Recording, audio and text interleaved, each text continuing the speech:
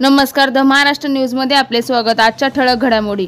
अहमदाबाद विमान अपघातातील मृतांच्या नातेवाईकांना टाटा ग्रुप मदतीपाठोपाठ एअर इंडिया कंपनीकडून 25 लाख रुपयांची मदतीची घोषणा।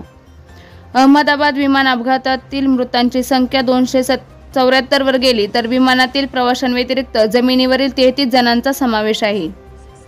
महासेना सल्लागार नीरज दुबे यांच्या वाढदिवसानिमित्त रबाळे पोलीस ठाणे अंतर्गत ट्रॅफिक पोलीस बांधवांना रेनकोट वाटप करण्यात आले व नेरूळ येथील अनाथ आश्रमातील मुलांना शालेय वस्तू वाटप करण्यात आल्या। यावेळी संघटनेचे संस्थापक उमेश कांबळे, उपाध्यक्ष दिलीप बच्चे व इतर पदाधिकारी उपस्थित होते।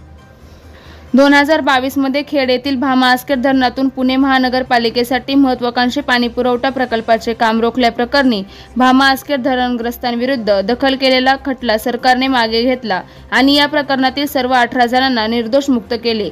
या खटल्याचा निकाल शुक्रवारी 13 जून रोजी राजगुरुनगर न्यायालयाचे अतिरिक्त सत्र न्यायाधीश ए.एस. सय्यद यांनी दिला। निर्दोष मुक्तेबद्दल सर्व धरणग्रस्तांनी आनंद व्यक्त केला। पुण्यातील कुख्यात गुन्हेगार आणि एका गँगचा सक्रिय सदस्य शाहरुख उर्फ अटी रहीम वय 23 याचा सोलापूर जवळील लांबोटी गावात पोलिसांनी झालेल्या चकमकीत मृत्यू झाला।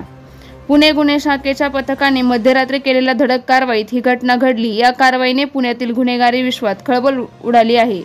Bureau report, the Maharashtra news, Pune. आपल्या भागातील महत्त्वपूर्ण बातम्या पाहण्यासाठी आजच आमच्या चॅनलला सबस्क्राइब करा आणि बेल आयकॉन प्रेस करा। आणि तुम्ही जर आमच्या बातम्या फेसबुकवर पाहत असाल तर आजच आमच्या फेसबुक पेजला लाईक, शेअर आणि फॉलो करा।